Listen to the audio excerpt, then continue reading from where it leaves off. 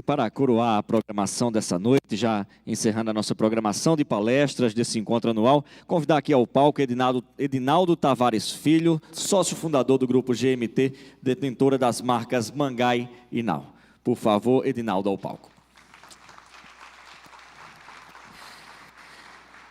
Edinaldo, que com sua família montou uma das maiores operações de restaurantes do Brasil, formado em administração de empresas e gastronomia, ocupando hoje o cargo de CEO do grupo, vai trazer para a gente aqui nessa noite o case Mangai. Tem então a palavra o Edinaldo Tavares Filho. Boa noite a todos, é um prazer estar aqui. Quando o Paulo me convidou, eu disse: Paulo, eu não sei falar em público, e é a primeira vez que eu estou falando, então perdoe se eu não criar a expectativa que todos estão esperando. Falar depois do pastor Sérgio é um desafio muito grande, porque o que ele falou são também os nossos princípios e nossos pilares. Nossa empresa é uma empresa que foi fundada em 89, pela minha mãe e meu pai, Edinaldo e Leneide, e que tinha os pilares fundamentais para que a gente começasse aquilo dali. Deus em primeiro lugar, família e muita força de vontade para fazer as coisas acontecerem. Em 89,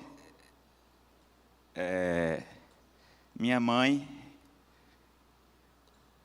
começou a vender rapadura nas feiras populares de João Pessoa. Produzia em Católica do Rocha e trazia para vender aqui em João Pessoa. Eu tinha 9 anos de idade, minha irmã Lorena 7 e Luciana 10. Meu pai trabalhava na Saelpa e a gente não tinha condição financeira para abrir um negócio. Então, o que é que ela fez? Começou a vender rapadura nas feiras. A necessidade de ter um local para vender a rapadura, ela pegou um terreno em João Pessoa, ali onde hoje é o Mangai, continua sendo o Mangai, e abriu uma feira, né, uma bodega, para vender rapadura, queijo de manteiga, feito na hora, essa coisa toda. Nunca foi a ideia de ser um restaurante. E a expectativa dela era sobreviver, fazer aquilo dali para realmente ter um ganho de vida, um meio de vida, né?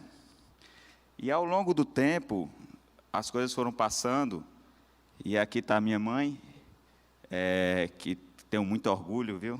E fazendo a bodega. Isso aí é uma bodega do Mangai, onde ela chegava o cliente e dizia: Dona Nenê, tem uma batata? Não tem. Então, ela ia na feira, ia comprar e botava para vender aqui na bodega do Mangai. Tem um cafezinho? Não tem. Ela ia lá, comprava e atendia o cliente na expectativa que o cliente queria. E essa era a força dela. Ela queria encantar o cliente. E ela não tinha nenhum funcionário, e os funcionários eram os 3 filhos e o marido. Então, a gente começou desde cedo, trabalhando na empresa. E, ao longo do tempo, o cliente começou a querer comer no Mangai. E foi daí que surgiu a ideia de ter um restaurante pequeno. Não tinha dinheiro para comprar prato, não tinha dinheiro para comprar talher, e a gente trouxe os pratos e os talheres lá de casa. Eu chegava em casa e dizia: mãe, mas não tem onde comer. Eu disse: então vamos lá no Mangai comer no prato do Mangai, para você ver como eram as coisas. E o cliente começou a querer comer a comida de verdade, né? Uma buchada, um bode, um carneiro. E essa coisa veio surgir no restaurante. O Mangai, ele passou 10 anos para abrir a segunda unidade, que foi aberta em Natal, em 98. Essa história é muito interessante, porque foi aí que realmente a gente entendeu o que a gente tinha na mão. Era um restaurante. E não era mais apenas uma pequena bodega. Essa força da família, que unida, todos juntos, com o mesmo propósito, que a gente viu agora, ela deu força para que a gente enfrentasse os maiores desafios da nossa vida, que era justamente chegar em uma outra cidade com um produto que a gente não sabia se o povo ia querer. E a disputa para saber para onde a gente vai, o que a gente vai fazer, e a gente debatia isso tudo junto, nós 5, até chegar o momento de dizer, vamos para Natal. Não tinha estudo de viabilidade, não sabia como ia ser essa coisa toda, mas tinha a força de fazer acontecer. Então, chegamos para comprar um terreno, e quando o rapaz disse o valor, a gente disse, olha, a gente não tem esse dinheiro, mas eu me lembro, meu pai e minha mãe sempre conversando, o casal é muito forte nessas horas, porque tem que compartilhar, tem que chegar em um entendimento para que construam junto e realizem seus sonhos. E vendemos a casa de morada, onde a gente morava. E ficamos sem casa para morar, e fomos morar de aluguel. Mas compraram o terreno, que hoje é o Mangai de Natal. Um terreno de 5.000 metros quadrados, que, com certeza, ele foi um grande investimento, né, desde aquele tempo. Passado o tempo, depois de mais 10 anos, ou seja, você tem 10 anos para abrir a segunda loja, 10 anos para abrir a segunda loja, a terceira loja. 20 anos depois, nós abrimos o Mangai de Brasília. O que é que eu quero dizer com isso? Que o tempo, no início, é demorado. Não adianta ter pressa. As coisas não acontecem do dia para a noite. E foi aí que abriu o Mangai de Brasília. O maior desafio, depois de Natal, com certeza foi o Mangai de Brasília. Por que Brasília? Porque minha mãe dizia, qual é o lugar que não tem crise? Que todo mundo recebe em dia? Brasília. Dinheiro do governo federal. E não foi ninguém que disse a ela, e nem ninguém tem um livro dizendo isso. Na intuição dela, ela foi lá e fez esse trabalho de viabilidade do projeto. Foi construído o maior restaurante do Brasil na época, com 1.000 lugares, de pessoas sentadas. Então, um terreno de 20.000 metros quadrados e construído 4.500 metros de área construída. Para você ter uma ideia, em Brasília, naquela época, não tinha estacionamento de graça. As pessoas paravam na rua, quando pegavam e guardavam o carro, não tinha estacionamento. E ele foi o primeiro restaurante a ter 250 vagas de carro que o cliente não pagava. Já foi uma revolução muito grande. Aí começou realmente a família sentar e dizer o seguinte, nós hoje temos um negócio. 20 anos depois a gente entendeu isso. E aí começou a divisão de tarefas de gestão.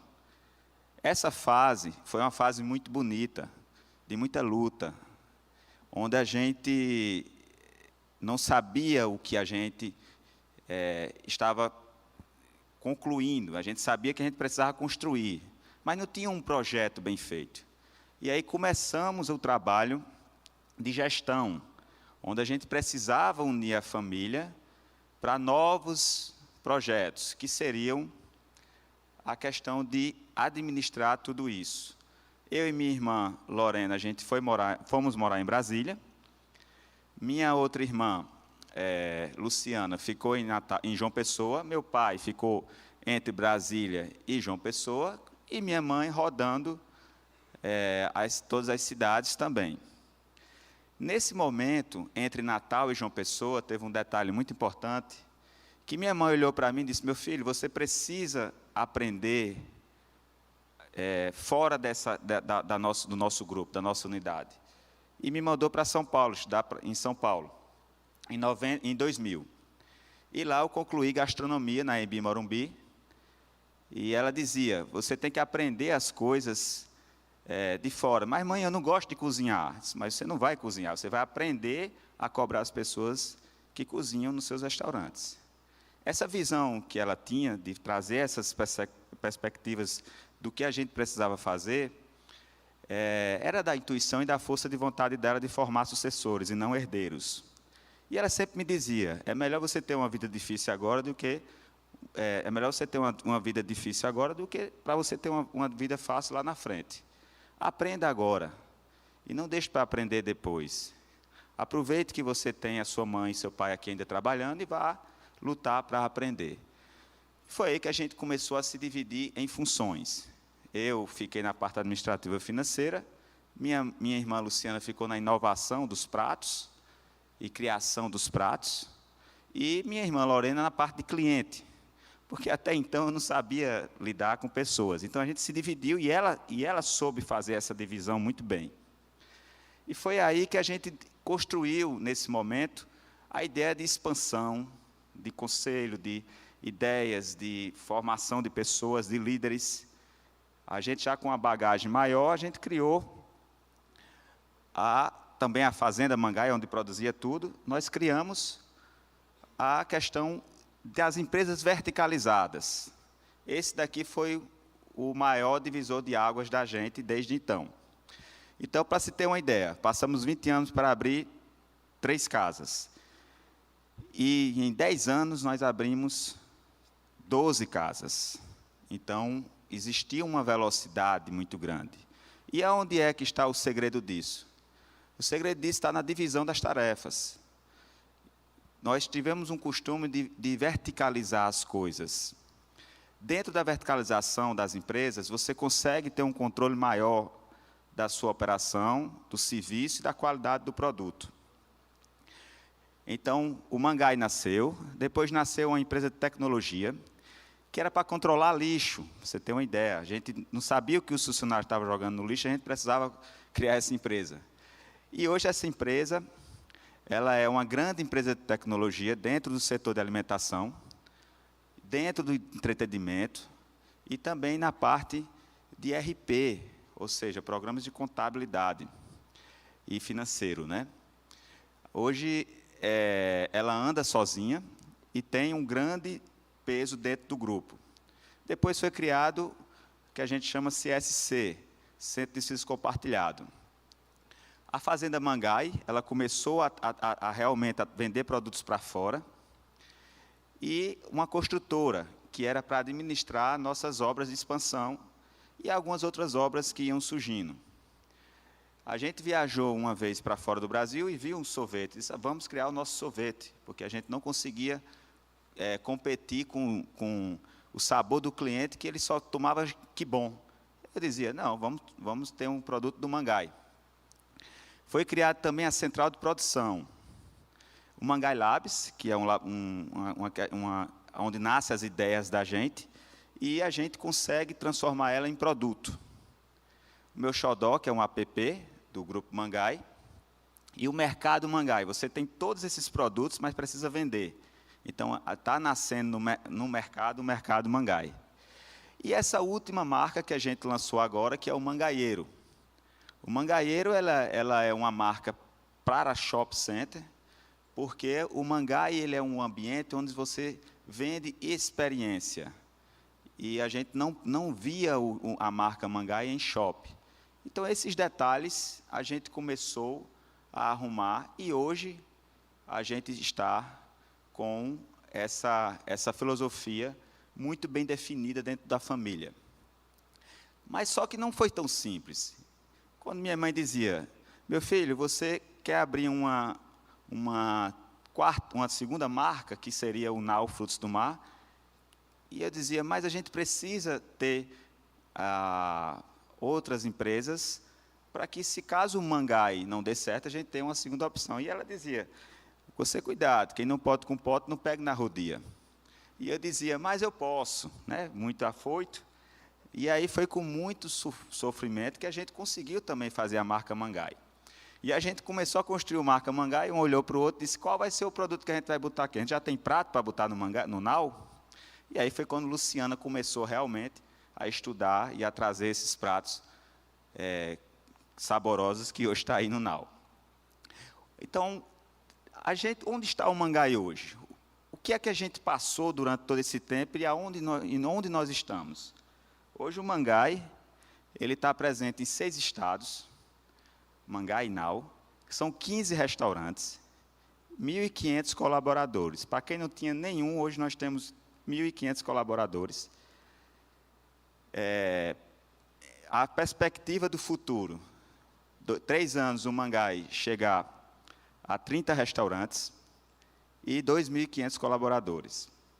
Infelizmente, por conta da pandemia, muito sofrimento, todo mundo sabe que foi para o setor e para muitas pessoas, a gente precisa entender que isso vai passar. E a gente tem que ter a fé em Deus que as coisas vão melhorar. E é nessa força de vontade que a gente trabalha o dia a dia da gente, acreditando que as coisas vão melhorar. Porque tem que acreditar. Você não pode ficar parado. Quando começou a pandemia em março, a gente olhou um para o outro e disse, olha, a gente tem 2 caminhos. Um, ficar sentado esperando as coisas acontecerem, e outro, ir para a luta. Todo mundo botou a bota, foi para dentro do trabalho, foi para dentro de fazer de novo, porque a gente sabia de onde a gente vinha. Se você sabe de onde você vem, você faz as coisas acontecer. Você sabe como resolver. Nós lavamos prato, nós atendíamos mesa, nós ficávamos no caixa. Em época de São João, minha mãe chegou a trabalhar 48 horas por dia. Por dia não, desculpa, em 2 dias. Direto, sem descansar, sem dormir. Então, a gente sabia que isso daí a gente iria enfrentar. E, passado 2 anos, nós enfrentamos, abrimos mais 3 casas na pandemia, e nós estamos aqui prontos para lutar se for necessário, porque a família é unida. A gente tem uma família unida, a gente tem uma família que está junto em todos os momentos. Daqui para frente, a gente tem os pilares do Mangai. O que faz o Mangai ser o que é? Os pilares do Mangai, eles são a base do Mangai. E esses pilares, assim como o prédio, ele não tem pilar mais ou menos importante para sustentar um prédio. Você não pode simplesmente dizer, hoje eu vou arrancar esse pilar. Não pode. Os pilares do Mangai não são mexidos, eles têm a mesma importância. Talvez seja aí a grande diferença hoje do Mangai para muitas outras empresas. Por quê?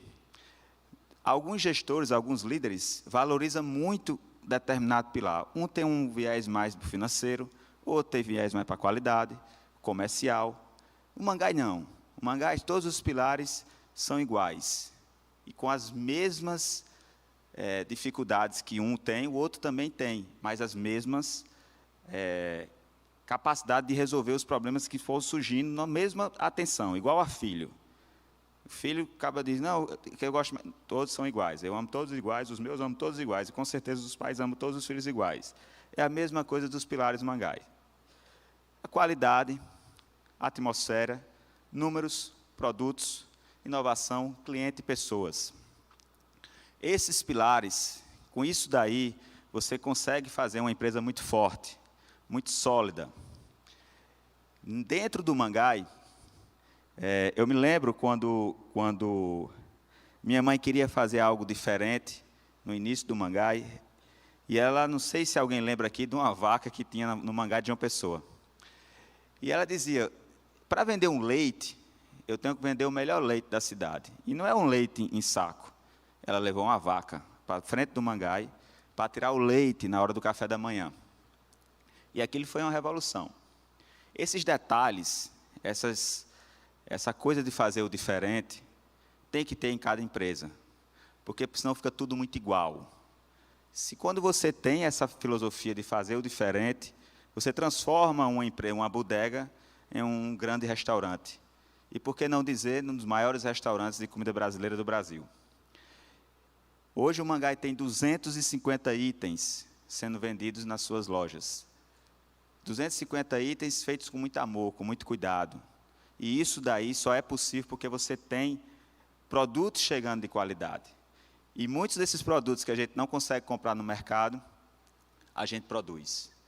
Laticínio, polpa de fruta, fazenda, verduras, legumes e vários outros produtos. A qualidade do Mangai, ela tem como a gente trabalhar, porque a gente conhece, a gente domina. Minha mãe dizia o seguinte, na época, eu muito menino, mas mãe, você vai comprar esse produto desse preço? Ela dizia, vou, mas o cliente sabe, o cliente não precisa saber, porque eu sei o que eu estou dando a ele.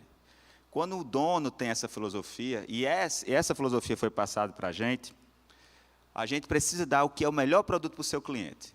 Se você consegue passar o que é o melhor produto para o seu cliente, o cliente confia em você. mesmo que ele não saiba quanto custa aquele produto. Mas você sabendo que aquele produto é o melhor que existe no mercado, o cliente passa confiança para você. Então, essa confiança que a gente passa para o cliente, ela tem outras coisas por trás disso, que é a qualidade depois que esse produto entra. Você monitorou toda a cadeia, e aí você começa a trazer, então, a finalização desses produtos. Então, se você recebeu uma carne, recebeu uma tomate, recebeu um produto desses, você precisa trazer a finalização muito bem feita, o critério, o cuidado, a atenção. Esse pilar, ele é tão importante como todos os outros. E eu vou explicar. Atmosfera. O que é a atmosfera? Nós trabalhamos com os melhores profissionais da arquitetura e engenharia do Brasil, Sandra Moura, Leonardo Maia, hoje um dos maiores arquitetos do Brasil. E são pessoas que têm uma capacidade de trazer o diferente para o seu cliente, muito forte, essa filosofia dentro da gente. Por que a gente não tem o mesmo mangá em todos os lugares, nem o mesmo nau em todos os lugares? Justamente pela questão da atmosfera. O cliente ele tem que se sentir que quando o mangai ou o nau ele entra, ele tem que entrar em algo que ele está tendo uma experiência. Muitas pessoas não se preocupam com os detalhes, acústica, iluminação, piso, cadeira, banheiro, e fazem as coisas muito... O meu negócio não deu certo, mas muitas vezes não deu certo porque você não deu a atenção a esse detalhe tão importante. E quando você chega em um restaurante do Grupo Mangai, você percebe que ele tem que estar sempre mexido, tem que estar sempre sendo mexido. Você entra, uma parede está azul, um ano depois está amarela, mexendo. Então, a gente sempre brinca, é igual a casamento, você tem que estar toda hora se cuidando, né? E a gente sabe que é isso aqui também. Então, essa questão da atmosfera ela é muito forte. Esse projeto, por exemplo, do Nau de Natal, foi escolhido um dos mais bonitos do mundo em 2017, em obras médias. Então, essa filosofia da gente, a gente não deixa de lado essa história da atmosfera. E dentro do grupo, só para ter uma ideia, cada pilar desse existe um comitê. Comitê que discute, que conversa.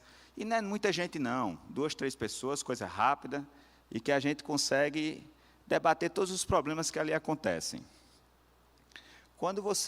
Essa é a última obra, que um restaurante que a gente começou a evoluir. Um detalhe muito importante que eu costumo falar é o seguinte: nenhuma empresa, ela nasce pronta, nem continua pronta todos os dias. Todo dia ela precisa ser transformada. Não acho que você teve uma ideia ótima hoje, que essa ideia vai durar para todos os dias da sua empresa. A gente começou a perceber um movimento muito forte na questão de custo de empresa. Então, a gente disse o seguinte: vamos abrir os restaurantes híbridos. E foi aí que nasceu, em Recife, Domingos Ferreira, principal ponto de Recife, o Mangai e o Nau. 2 lojas, mas no mesmo terreno e com uma estrutura de apoio juntas. O cliente não percebe que é a mesma coisa, mas o custo de operação diminui. Esse terreno tem 5.000 metros, então a gente conseguiu dividir os dois, e hoje tem 2 restaurantes aí dentro. É uma obra espetacular, inauguramos agora em dezembro. Por quê? Porque você precisa estar evoluindo, os custos vão aumentando, as coisas vão aumentando, e você precisa transformar isso em rentabilidade. Inovação. O Grupo Mangai ele trabalha muito com inovação. Eu costumo dizer que nós somos uma empresa de tecnologia que vende comida. Talvez isso quase ninguém saiba, mas aí está realmente o grande negócio da gente. Porque não é a tecnologia que transforma a empresa, são as pessoas, a gente sabe disso. Pessoas boas transformam a tecnologia, isso é fato. Dentro desse conceito de tecnologia, nós trabalhamos com o controle de tudo que a gente puder controlar, a gente controla.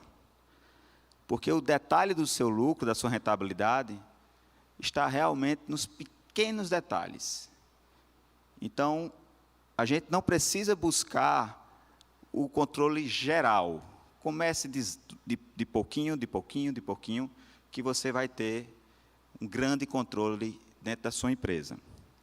Controle é tudo. Então, para se ter uma ideia, nós temos hoje atendimentos inteligentes, temos controle de produção, temos controle de lixo, que é quando a gente começou, e temos controle de frota, controles de pessoas, de quantidade de clientes que entram, informações inteligentes que tem que ter em relação aos clientes. Nada mais importante do que pessoas. Aí sim, esse daqui, nenhum pilar é mais importante do que outro, mas esse talvez, se fosse para escolher aquele filhinho que você tem mais, esse aqui é o da gente. E as pessoas perguntam, como vocês treinam sua equipe? O treinamento da nossa equipe é fazer aquilo que você acredita. Muitas vezes a gente chega e diz assim, vamos pegar pessoas de fora, mas dentro do seu time, dos seus 1.500 colaboradores, você tem muita gente que quer vencer na vida. Quando você pega pessoas que quer e transforma e dá a elas as ferramentas necessárias, e ela tem a capacidade e a vontade de aprender, é 99% de certeza de dar certo. Eu não digo 100 porque tem alguns detalhes que podem não acontecer, como, por exemplo, uma pessoa pode não conseguir aguentar o peso do carro que ela está ocupando. E isso a gente só sabe com o tempo. Chegamos em São Paulo, Faria Lima, o maior restaurante do Grupo Mangá em termos de investimento, e nós contratamos um executivo para tomar de conta do Mangá de São Paulo. Tomava de conta de 40 Starbucks, sei quantas lojas, um ninja. Eu disse, olha, você vai ser nosso gestor de uma unidade. Resultado, desastre. Por quê? Porque ele não tinha cultura, ele não tinha alma. E isso daí, dentro do Mangai, tem que ter. Nós tentamos, porque achávamos que São Paulo precisava de uma pessoa que tivesse a filosofia de São Paulo. Então, a gente mudou. Pegamos Luiz. Quem é Luiz? Luiz ele começou como ajudante de garçom em Natal, depois passou para garçom, depois foi para Brasília, começou a trabalhar na parte de gerência, e hoje Luiz é nosso gestor de São Paulo. Isso é equipe. E você sabe o que é que eu disse a Luiz? Eu disse, Luiz, vá lá e mostre que você é capaz. Vá lá e mostre tudo que você aprendeu aqui dentro do Mangai. Dentro do Mangai tem que ter alma. Dentro do Mangai tem que ter vontade. Tem que tratar bem todo mundo. Mas primeiro trate bem os seus colaboradores, sua equipe, para depois tratar bem o seu cliente. Essa é a nossa filosofia. Aqui é uma equipe de João Pessoa, onde Iris também começou assim como Luiz, e hoje toma de conta do Mangá de João Pessoa. Chefe Carlos começou como chefe, hoje toma de conta do Nau. Fabrício começou lá com a gente ali, está hoje no Nau do Shop. E são essas pessoas que não têm um grande currículo, mas têm uma grande vontade de vencer. Assim como qualquer empreendedor, se você tem a vontade de vencer, você vai vencer, pode ter essa certeza. Esse pessoal de verde que vocês estão vendo aí, é uma equipe de gestão. Essa equipe, hoje ela toma de conta do GMT, que é tudo aquilo que vocês viram lá atrás. E essa foi uma grande mudança também dentro da gente.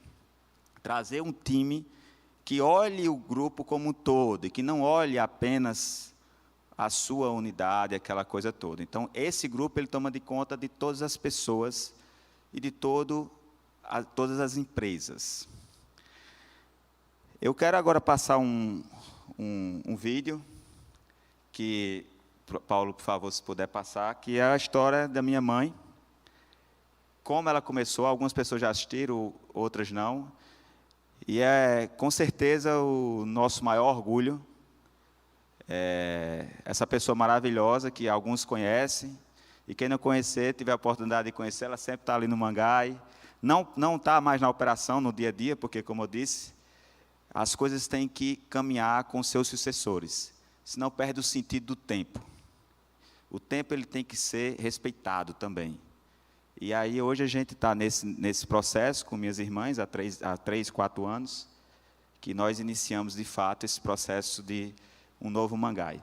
Então, Por favor, passe aí, Paulo. Eu nasci e me criei no mato, né? Numa cidade chamada Catolé do Rocha. E a minha mãe vivia de fazenda. A gente comia o que plantava.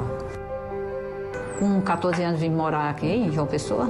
E minha mãe queria que os filhos deles fossem doutor, né? A nossa feira vinha de Catolé, a gente não tinha dinheiro. Como eu disse, meu pai não era empregado, minha mãe não era empregada, vivia só da fazenda. Fui trabalhar na empresa chamada Saelpa, onde conheci meu marido, o Edinaldo. Casei. Depois disso aí, a gente já tinha fazenda. Comecei também a trabalhar na parte da fazenda, plantando algodão, plantando feijão, milho, fazendo também rapadura, né? E aí eu tinha necessidade de vender esses produtos. Onde eu ia vender esses produtos? Eu pegava minha caminhonete, eu tinha uma caminhonete, uma D20 nessa época, e ia vender nas feiras. Exatamente nas cidades onde se produzia isso, né? Mãe, eu quero vender batata, que eu já vendia, feijão, rapadura. Aí ela disse, minha filha, eu não criei você para ser mangaeira, eu criei você para ser doutora. Aí eu disse, pronto, mãe, o nome do negócio vai ser Mangai. Foi assim, a gente começou, a história do Mangai foi com muita luta, foi com muito sacrifício. A família toda dentro, porque desde o começo, meu marido e os meninos todos saíam porque eu não tinha ninguém. Os meninos era quem ia, a Lorena, ela quem ia atender as mesas, quem lavava os pratos. E eu trouxe a mulher do vaqueiro, que era para fazer um café, uma coisa, né? Aí a gente fazia no queijo, chegou uma cliente, mas se tivesse um queijinho, com esse queijo, tinha que ter um cafezinho e um pãozinho. Eita, vale, menino, porra, ali, deu R$1 para comprar de pão, faça um cafezinho. Depois eu senti necessidade de ter um ponto fixo. Os meninos já vendiam na calçada também, porque quando era durante a semana, eu botava os 3 meninos, Luciana, Naldinho e Lorena, na calçada, vendendo a manga, rapadura, vai vender. Nós temos que ganhar dinheiro para nós. Pronto, aí a gente resolveu aí botar um ponto. Era um terreno vazio, que era de uma prima minha, que ainda hoje é esse terreno, é de uma prima minha, da Leda Maia. E comecei a trazer o material lá de Catolé. Ou seja, telha, tijolo, madeira. Não tinha dinheiro para comprar, eu trazia de casa velha.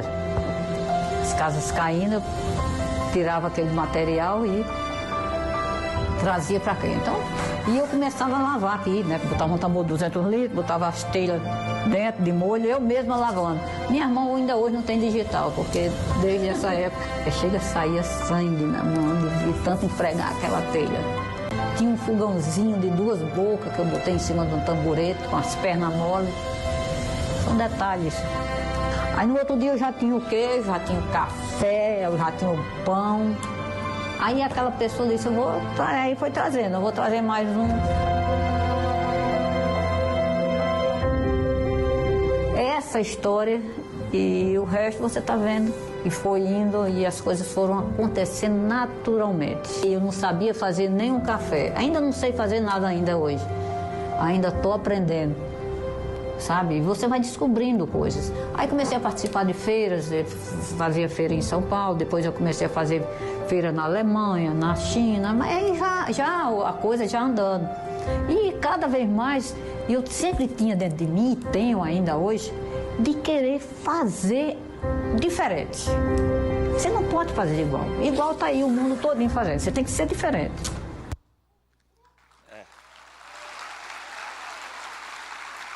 Minha mãe, viu? Obrigado, pessoal.